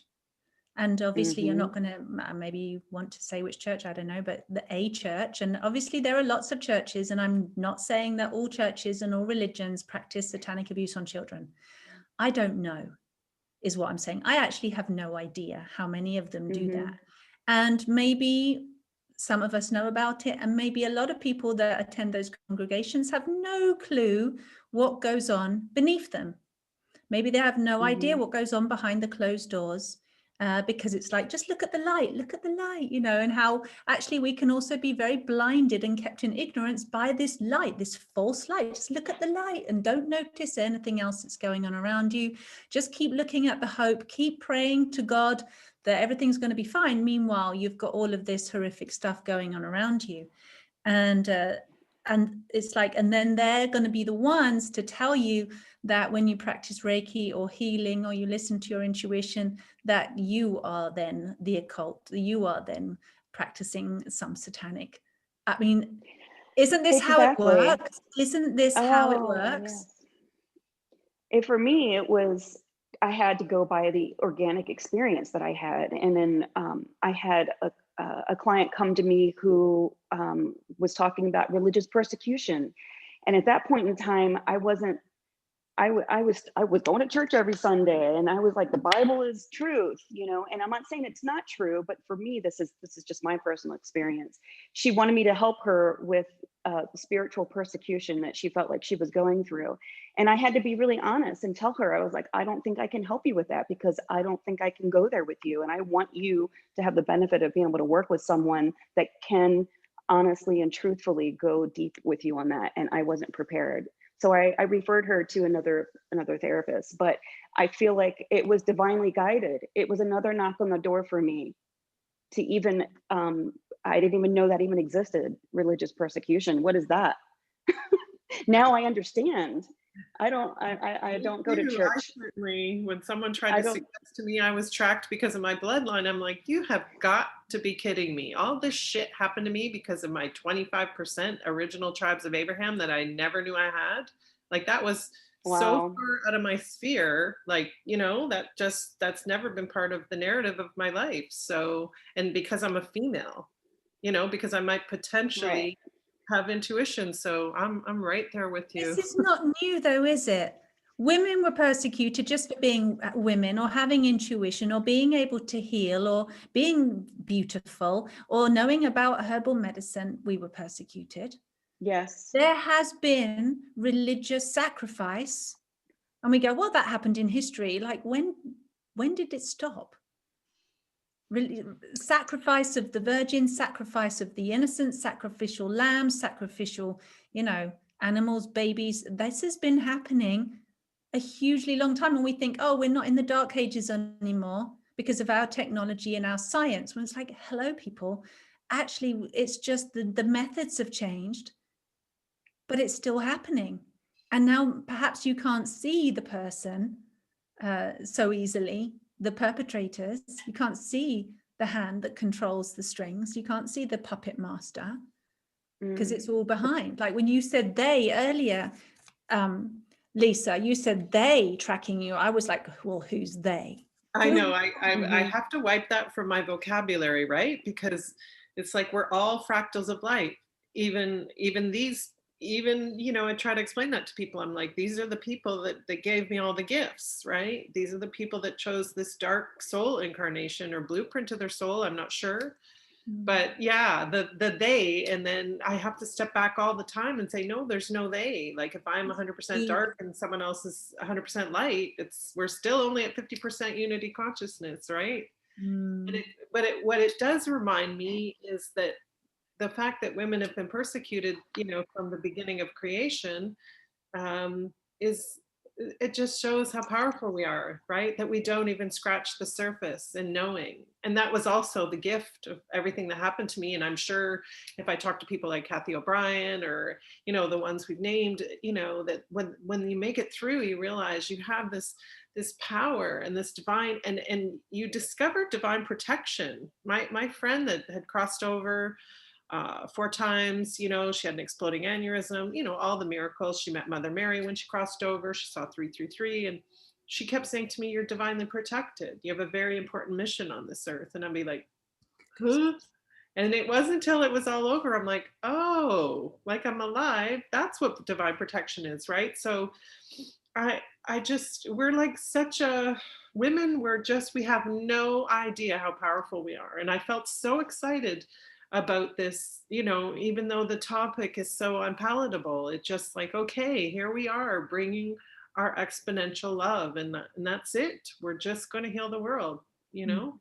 I'm going to do much more roundtables as well on the divine feminine power and the power of the mother and the womb. So definitely we're going to have those conversations. So everyone watch out for those, because I totally agree. We're untapped. The potential that's within us is extraordinary.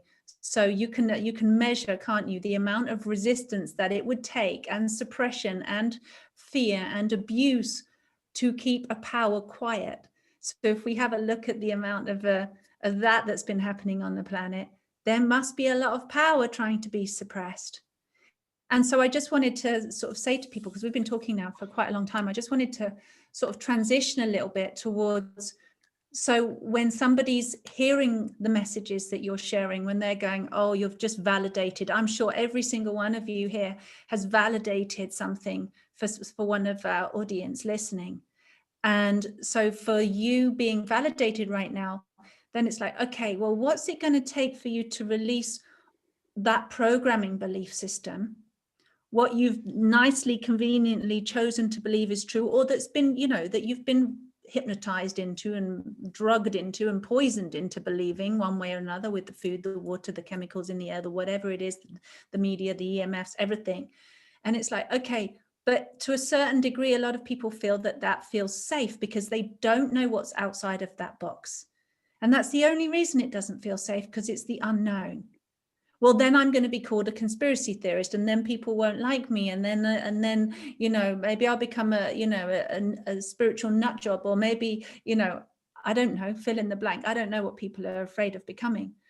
But I think through what you've shared, sisters, is that on the other side of that unconsciousness or programming or pain or suffering or whatever somebody is going through, on the breakthrough of that, it's like you get an incredible sense of completion, right? An incredible sense of awakening, an incredible sense of empowerment.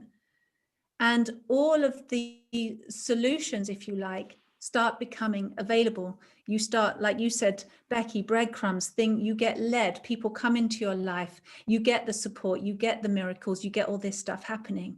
So I kind of want to encourage people just to weigh that up and go, okay, this is the reality I'm in. Maybe you know that your child is suffering in the school. Maybe you know that the vaccinations are wrong. Maybe you know that, you know, somebody's being abused. Maybe it's happening to you. And it's like, how can you get out of that? How can you change? And I just want you to know that this is just 4 of us sitting here. There are so many other people out there that will connect to you and support you the moment you make a choice. The moment you say, okay, I don't want to suffer anymore. I want to live in my truth. I want to live and have my life as I'm meant to be. And even though that might feel scary, and that might feel like it's the unknown and you'll be alone, and maybe the fear of persecution, like poor old Dave Dyke. I want to get him on my show one day, because he's just so brilliant. I've worked with his sons. They're just fabulous people. And yeah, you know, in this day and age, I think if we can all just realize that everyone's feeling the fear of persecution. Everyone's feeling the fear of death or persecution for not believing in it, I think. Right. And it's like, well, which one would you rather? Which one would you rather? And go and join connect up with other people And the moment we start talking, the moment everything starts making sense again and you realize you're not mad. Right? And I think it's just making that decision of, I'm not going to live like this. I'm going to live my truth. What do you think, sisters, on that one? Yeah. Oh, you want to go first? I actually met an aura reader who was ex-military, and I have this recorded. He did, of course, disappear, but he said to me, literally, he said, Theo, they can't kill you anymore because they can't shut you up, right? And he really brought the, those aspects of it in, the reality. And he was in the States at one point in the 50s, so he was in his 70s at the time.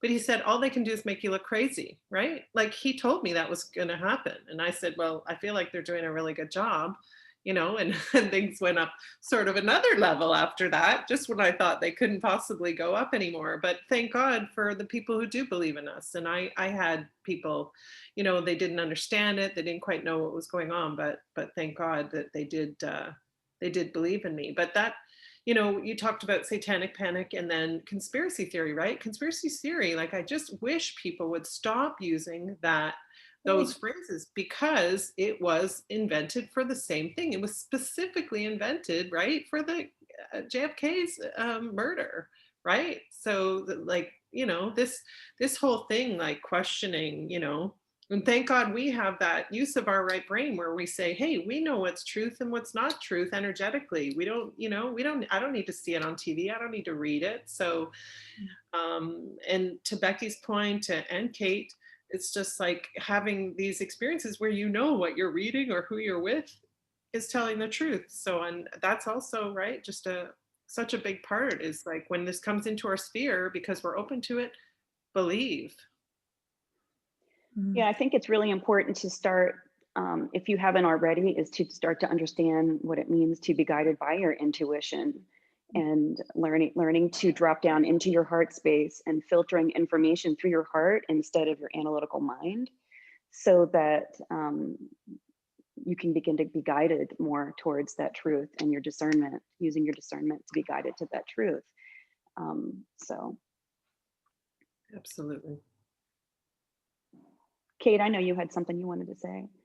Yeah, it was just when you were saying, Tara, about how there are so many people out there and the fear of persecution. And I just had this thought the other day that when you get outside of the control system and outside of this structure where there's like these psychopaths at the top that are controlling everything and controlling the media and the mind control, and every time I've made quite a few, it seems like I've made quite a few connections this week with like-minded people.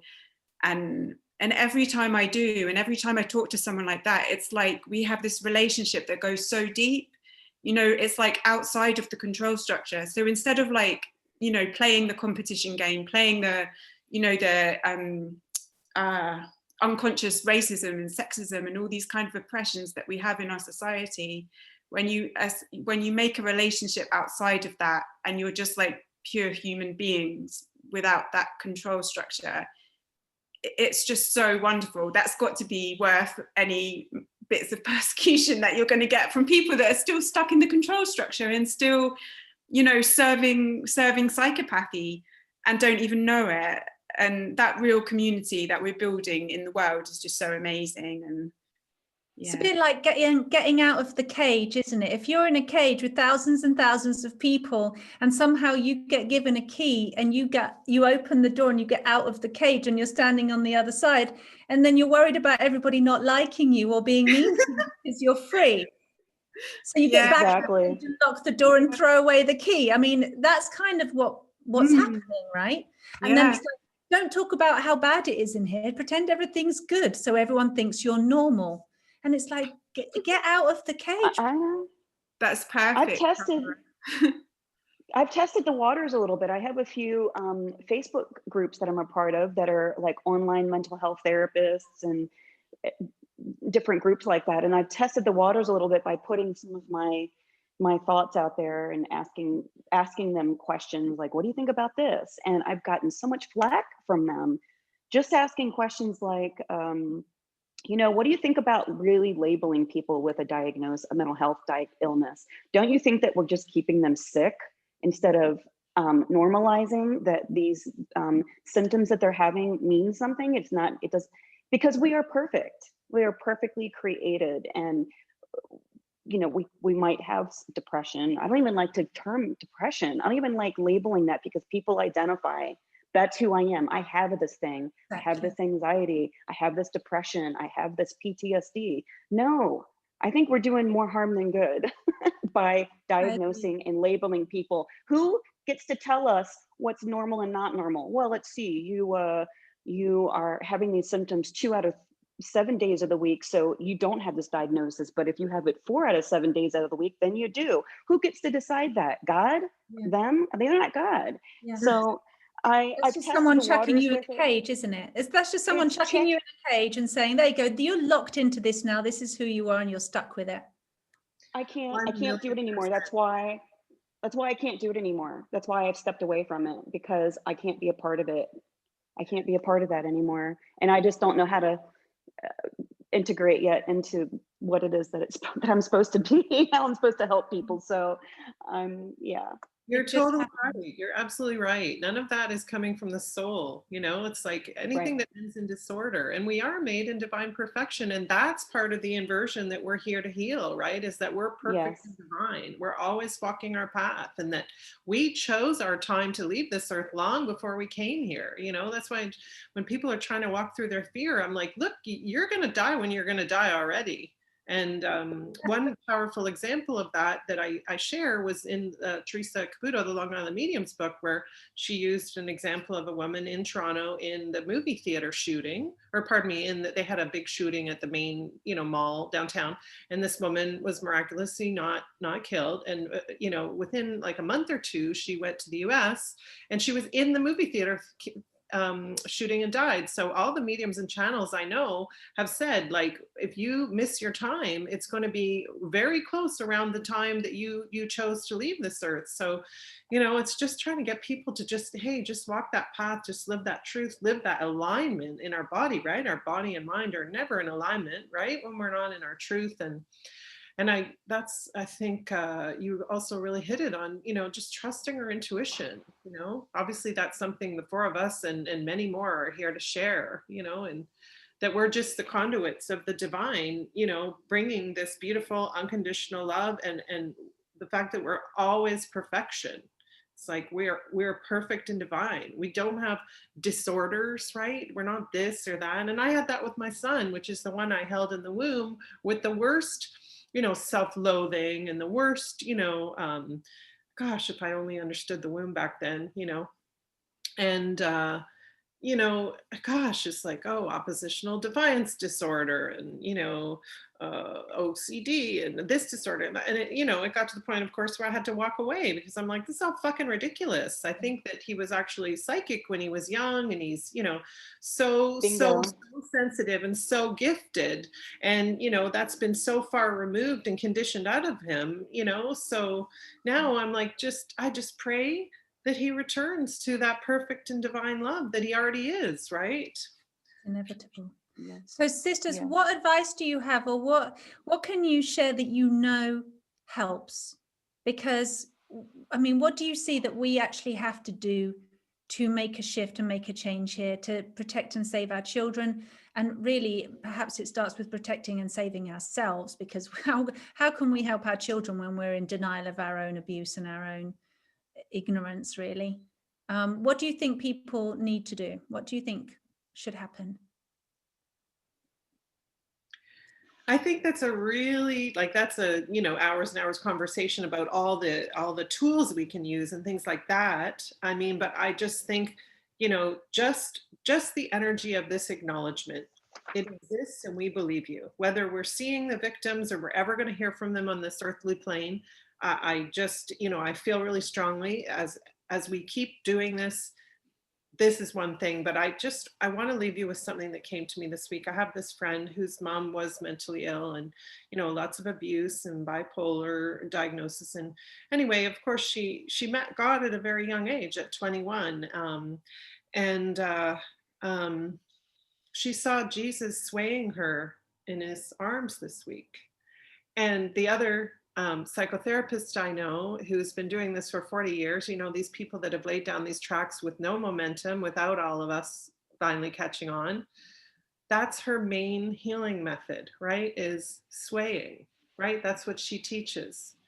So I feel this week it's like just visualizing and embracing all these wounded souls in the mother arms, right? And in the benevolence and in our sway, right? In our just our powerful love. And that was coming through strong this week. Thank you, beautiful. I would say just start to ask questions, be curious, be open-minded, start to understand that the truth may be outside of your belief system, and just be flexible with that, and maybe soften a little bit, and maybe that will help information come in or help you be guided in the way that you're supposed to be guided, because the path and the journey is different for everybody. Mine is not going to look the same as yours or anybody else's, and there's no judgment there. It's divinely led, and it's perfect, and that's my opinion.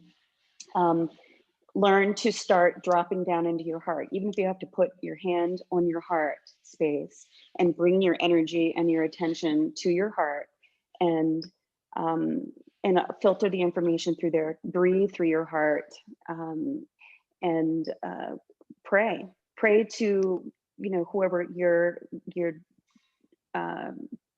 God is, no matter if you're religious or not, or you're spiritual or whatever, to your higher power, whatever that might be. Just begin to pray and ask for guidance, ask to be open to that, and maybe be open to begin to do some of your own healing, whatever that looks like. Recently, and I know Sandra's main treatment, you were mentioning, Lisa, is the sway method. That is eye movement desensitization and reprocessing. It's a bilateral stimulation and left and the right brain. And that is one of the best treatment models that's out there for PTSD and trauma, for sure. And it's one that I've used, and it's yeah, amazing. And so I would agree with that. And there's this thing, it's called the butterfly hug, and you just basically put your hands around you, and you're giving yourself some self-love, and you can slowly even just tap like this, and you can also do the bilateral stimulation. There's other ways to do the sway method or the bilateral stimulation. If you have a child, you can have the child take their little car or whatever and just like go back and forth with it. They can just take it. So you can teach your child how to do that. It's very soothing and relaxing for them. Do it slow instead of fast, because doing it fast will activate you, and doing it slow is more soothing. And if you have a baby, yeah, swaying them. So I think there's definitely a good place. Those are some places, in my opinion, that would be really good to start, and just be open to doing the work on yourself and the self-healing. And I was going to mention also, one of the recent things that I've been doing is I've returned to the Ho'oponopono method, and it's an ancient Hawaiian method of forgiveness. And so people can look that up if they want to. There's lots of information on YouTube, and I think it's Dr. Liu or Hugh Len, Dr. Hugh Len, he's got some amazing videos on YouTube about that. And I feel like that just is a method that it's across all religions and spirituality. I don't think you'd have to like buy into any specific religion or anything to be able to do that. But that's something that I've been doing lately, is just when I feel an emotion or I get triggered, I just go in and I'm just curious about, there's a reason why I have a feeling about that. I'm just going to go in, I'm going to love that part of me, and I'm going to forgive that part of me, and I'm going to bless it, and have gratitude that it's showing me. Because when something shows up to you individually, it's because it's something to be healed within you. If you get angry that somebody's doing all these different things outside of you, and you feel angry, nobody has control over your emotions, and it's not their fault that you feel that way. It's something within you, and it's an indication that if you choose to, you can go in and choose to take responsibility for that part of you that is connected to that, and to heal it. So, and that's my feedback and advice for now. Thank you. Beautiful. Kate, what do you think? Yeah, so it's a complicated question. It feels so huge, but I really like the advice, Becky and Lisa, that you gave.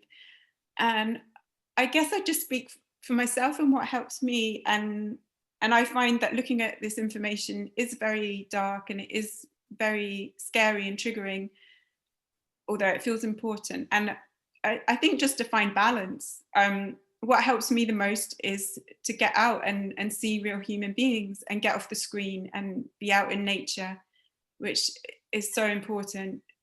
You just do that as much as possible and to have those real human connections. And it doesn't necessarily mean that when you meet someone you can say, hey, have you heard about satanic ritual abuse, and expect to get much of a response. But just to have, you can have, like, just to have the normal human connections, laughter and conversation on whatever level that person is open to, and just to really keep doing that no matter what the rules are. Really, that's the only advice I've got. That's wonderful advice. I love the theme. We got the self-love, we've got the, rocking, nurturing, hugging, touching, and, being in nature, right? 432 hertz is the God code. Like, it's like, these are all the things that we have to support us. And for me, it's like I've lived my entire life in the alternative spiritual scene and completely with alternative medicines. And in fact, I've lived lifetimes and lifetimes of this stuff, and I super memory of that. But yeah, look, I just want to show you, I don't know how many of you have seen this, but this is a banner that I used to have on when I did live events. I love you, me. So people would spend the entire 2 days or 3 days of the event looking at this. I love you, me. Oh, I love you, me. And like, I love you, me. Oh, and so, and in my experience throughout my life, having been exposed to so many different therapies and methods and ways, and I've trained psychotherapists and people in this method as well, is just literally unconditional love. Mm-hmm. Mm-hmm. So everything, I mean, there's a lot of things that are mind-based therapies, which for me, it's like they may be useful to a degree, but they're not going to give us what we all really need.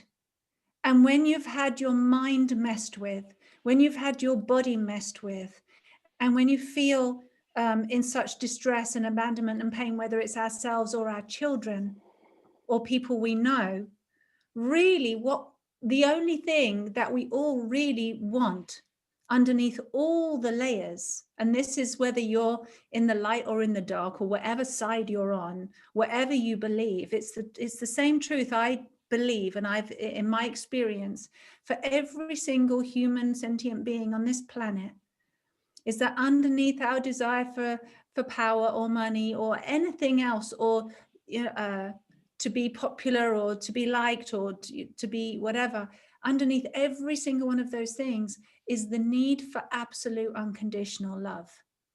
And when that need is met, everything else starts to reorganize itself and come back into alignment. It's like a knock-on domino effect. And so when we apply love, so ignoring somebody when they've been through trauma and saying, I don't believe you, is that loving? No, that's not a loving thing to do. Ignoring and denying our own pain, that's not a loving thing to do. Shutting somebody down on social media because you don't agree with them, because what they're talking about is beyond your intellectual remit or beyond your blinkers, that's not loving. So doing these things that perpetuate not loving is kind of keeping the problem in place. But the moment that we say, like you just, I mean, it's so simple, connect to your heart, put your hands there, take a breath there, bring your awareness back to your heart. It's so simple to rewire everything that has been massively distorted and people's brain wires. I've had clients where I look in their brain, I see everything energetically, and it's like one of those old switchboards where somebody's just put all the wires in all the wrong holes and everything's working completely wrong. And it's like, okay, what needs to happen here? And it's that validation of unconditional love. I see you, I hear you, I feel you, you're right. What you're experiencing, what you are experiencing, you are right. And not judging that other person, because it's real. Your reality is yours, Becky. Your reality is yours, Lisa. Your reality is yours, Kate. We all have our own reality and it's all valid. Don't you think that? Isn't it like, how can we invalidate somebody else's reality and say my reality is different, so therefore yours is invalid and mine is valid? That's the most ignorant thing we can do. And it's going to perpetuate the pain and suffering. So if we just validate one another and open ourselves up and go, I'm going to empathize with you right now because that's what you need. You need the hug. You need the arms around you. You need the touch. Hello, look, I'm here. I'm real. I've got you. I love you. And just to really support that person, no matter what they've been through, to be honest, that I've just find that cuts through everything else. You know, there's no special degrees or 9 years of training or 4 years of training. We can just love one another. And most importantly, because we can walk around being like a little empty vessel, hungry and thirsty and dying on the inside and trying to give other people what we ourselves are looking for. But once we give that to ourselves, I'm going to empathize with myself. I'm going to replug into me. I'm going to validate me, even if nobody else around me can do that for me right now, because they're all in that cage. They've thrown away the key. Nobody else can validate you. Just validate yourself. I believe in you, me. You're not crazy. I hear you. I feel you. I've got you. Hold yourself, like Becky said, hold yourself. Touch is so powerful. Touch communicates 1,000 words. Touch is healing. Touch is validating. The other day, right? To hug yourself, right? Hug First yourself. time I ever told her that. Hug yourself. Validate yourself. Empathize with yourself. You're right, me, and I love you. And breathe. Through the lens. That's why you resonated so much with me. You were my soul sister before we ever spoke a word, right? And it just that path. And that's, I think, why I saw Jesus so many times in the last 5 years in so many ways, right? Because it's the embodiment of unconditional love, right? It's seeing through that lens of divine perfection. And I heard you at some point say that you wrote a book for your twin and realized it was for you. And that's what I was always guiding people, right? It's always a paradox. Whatever you're seeking is always a void inside, right? And when I say to people, like, what is the greatest act of giving, for all over givers? And, it's like receiving, right? Just give yourself the love, and then you can see the entire world with love, right? And with that lens, that's how we change, the entire paradigms of the earth, right? That's how I've managed to help more people since, because I had these tools shared with me, like how to help somebody love themselves. I was guided and helped through that many years ago. And then I was having all these clients and doing all these workshops and helping people to do that. And I wasn't having this massive impact. And I was then also massively struggling and still going through my stuff. And I hadn't healed my abuse and all the things that had happened to me. And it was only because when I started to use this method on myself, it was like, you've been given this gift and you think you've got to suddenly give the gift away without receiving it first. It was like, hello, receive the gift. So all of you beautiful people out there, receive your gift for you first. And when I did, and when I implemented it, my entire life changed. Incredibly beautifully so. And then I'm able to actually help people from a place where I've got this medicine, it works, now you can have this medicine. And really the medicine is love. It's not like you have to do my method. if you want a method, it's there, but it's like just unconditional love. Mm-hmm.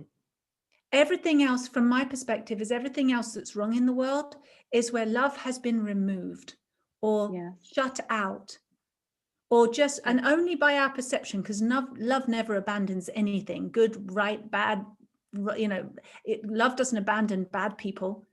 Love doesn't abandon the abusers, but only we do. We make that choice. And that's where, if we can just bring love into the equation and learn love for ourselves, we will see the world through different eyes. We will see through different lenses.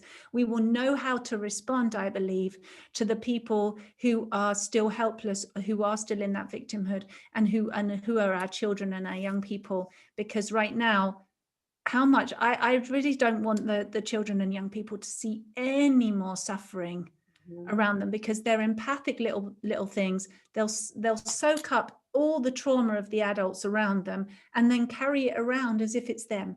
And that's what we've done with our ancestors, with our parents. We just absorb, we're empathic. We absorb other people's pain and trauma and not realize that it's theirs, that we've soaked up our environmental trauma like a sponge. And then the sponge walking around full of water going, this is all my pain. And no, it's you soaked it up. And so the children right now, I mean, the levels of extreme heightened depression, anxiety, and sorry to label it, Becky, but you know, the not okay, the not okayness that's happening in the masses right now.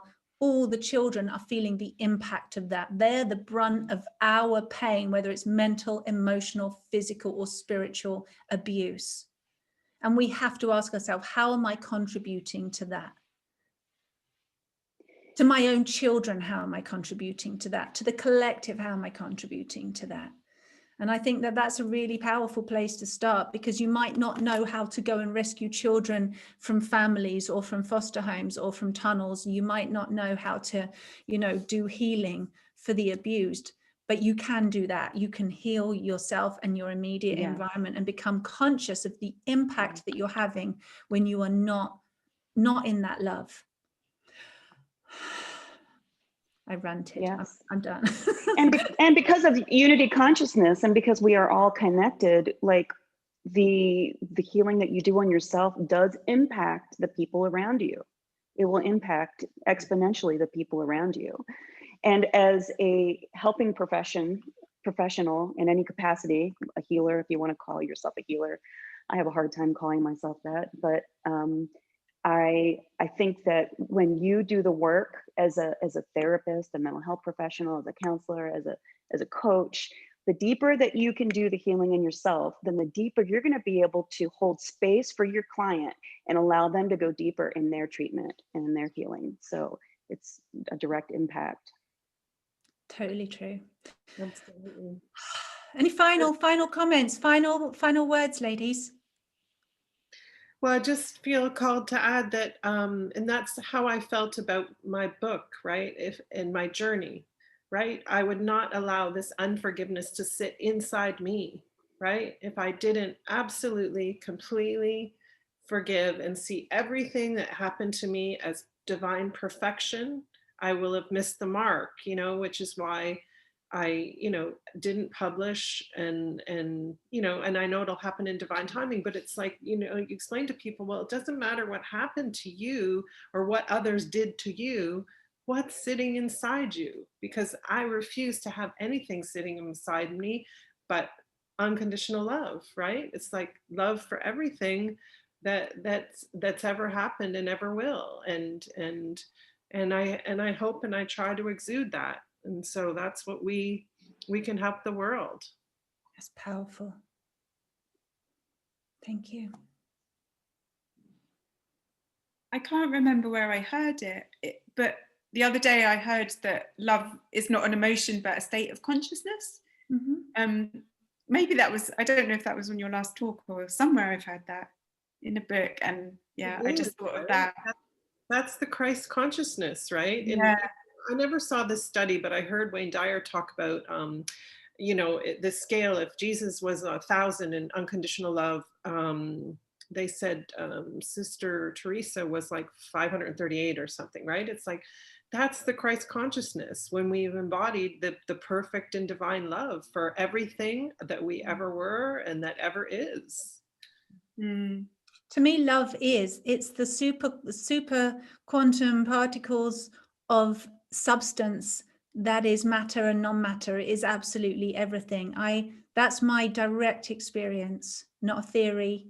That's how I experience everything in reality, is a different vibration of unconditional love, manifested or seemingly unmanifested.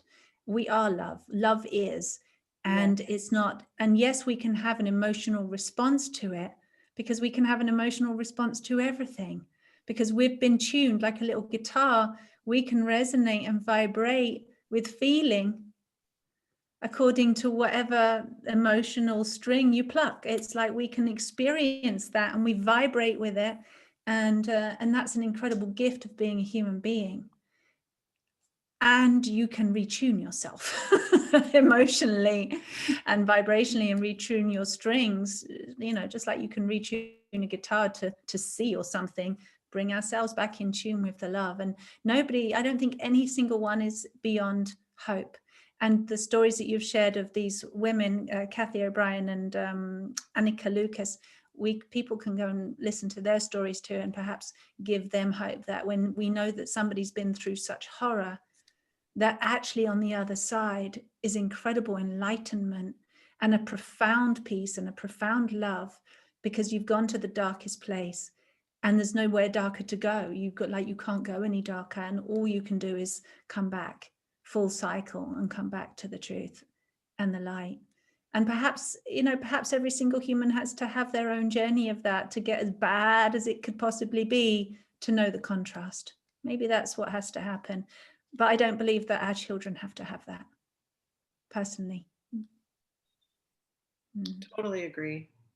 And that's the twin flame, the exponential love, right? That if two people have it, and two people meet God and have divine union, and there's a lot of fear around that. That's another video that we're going to do. We're going to do a video on that we have this love that can change the composition of the earth, right? The magnetic of the earth. We're bringing our magnetic love, and we are literally changing the earth. So. Absolutely. I'm going to get some of the other sisters on, and we're going to talk about in another video. We're going to talk about conscious preconception, conscious conception, conscious birthing, and divine co-creation and procreation for the new earth. We're definitely going to have that conversation, and one about the women power and the power of the divine feminine within, and what's possible in that. I mean, so many incredible conversations. But today, sisters, you've been I just love you. I really hear you, your voices, your courage. Thank you so much for sharing, for getting out of your comfort zone. I know some of you are not used to speaking on videos and stuff and being seen, but I just love you, and thank you so much. And we'll put, for all you viewers, we're going to put the ladies' details below. So if you want to connect with anybody and referencing maybe some of the books that you've referenced, ladies, if we could put those below so that people can check them out. And that's it, I think. Anything else? Any final words? No, it's thank you for this platform and for inviting me. So welcome. Thank you, Tara. That was so inspiring. I'm so grateful to be here. Oh, so much love to you. And also, if you're out there and you're going, I've got a message to share, I've got a story to share, get in touch. I'll put the details below. And I think the more of us talking about this, the better. And I've been actually connected. So amazing people contact me in the last week or so about things that they're doing for the children and for humanity, and the projects and the new earth and all these incredible things that are happening. So I'll be talking more about that as well in the next coming videos. So thank you. Please like and subscribe and share, and make sure that this message gets out there. These ladies' voices get heard, and more people get validated and woken up for their stories. So thank you so much for watching. Love you. Mwah. Love you guys. See you on the inside. Bye-bye.